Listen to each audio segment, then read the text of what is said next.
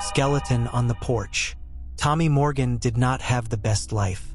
Coming from a broken home, the young 11-year-old only experienced the worst. His father would return home drunken like a skunk, and he would get into heated arguments with his wife over money and how, since he was the bread maker, he could do with his earnings what he saw fit. Tommy's mother would do chores around the house, her eyes red from sobbing. Tommy himself would receive whippings from his father for the slightest of offenses. It always came with the hollow assurance that it would build character.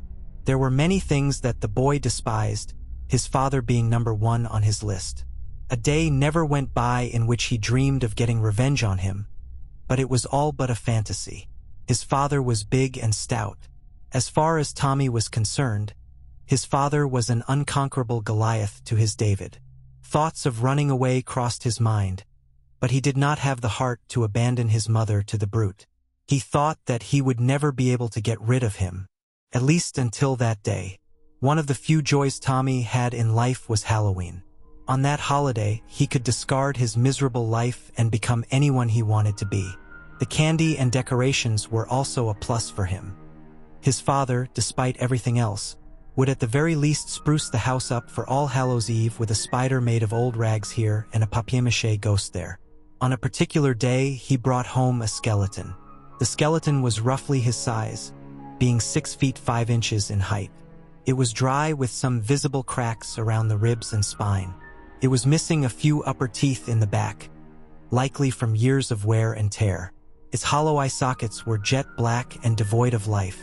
The bones, yellow with age, made a slight thump sound against the wall any time Tommy's dad would swing the ancient artifact back and forth. It looked absolutely fragile in his colossal hands. He explained that he got the decoration from an old antique store, bragging about how much he swindled the store owner to get the skeleton cheap. He placed the skeleton in the bench on the porch and returned inside without much thought. Resuming his drinking, once more he got into a fight with Tommy's mother, this time over her wanting new curtains.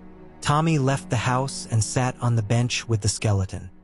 He vented his complaints to the decorative piece, not thinking much about whether he would be heard, but he nevertheless felt at ease talking to someone. From there on out, Tommy found himself loving the skeleton. Each day he would talk to it and would take care of it. Anytime leaves would fall on it, Tommy would blow them off with a leaf blower. When it rained, Tommy covered the skeleton with rags. For a second, he could have sworn that the skeleton was receptive to his acts of kindness. During one instance, when he was gently wiping the skeleton's arm, Tommy heard whistling. From the direction he was looking, it appeared that its teeth were clattering. However, Tommy chalked it up to the wind blowing through the skeleton's mouth. Beyond his days spent with the Halloween decoration, Tommy's life continued as normal. His parents would argue over the tiniest of offenses, and his mother would resume doing chores around the house with tear-streaked eyes. Tommy would continue to receive beatings that his father thinly veiled as discipline.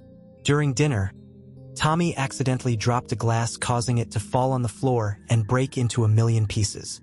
As his father was beating him, there was a sudden thumping coming from the porch. Alarmed, the three paused to listen to the sudden noise. Whatever was out there paced back and forth on the porch, stomping as hard as its foot would allow. With bated breath, Tommy's father approached the door, opened it, only to see the skeleton in its sitting position. Once more, it was attributed it to the culprit being the wind. For the next few days, the thumping would continue.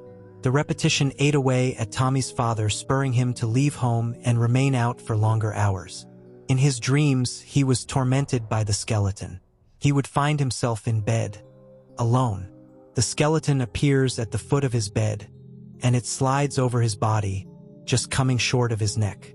His dad would wake up with a jolt and refuse to sleep the rest of the night. However, Tommy's dreams were starkly different.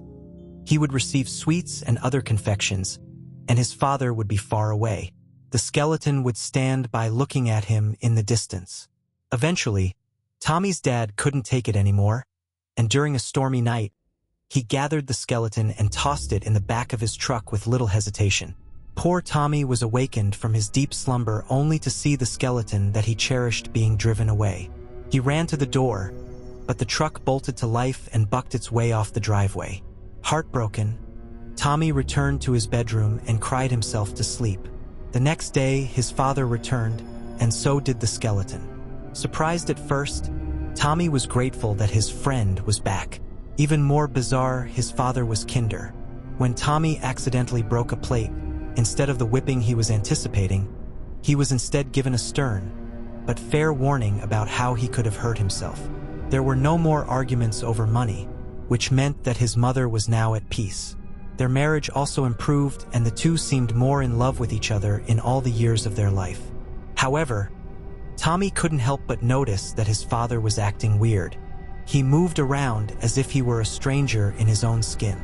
His legs would wobble, and knees buckle from the smallest of movements.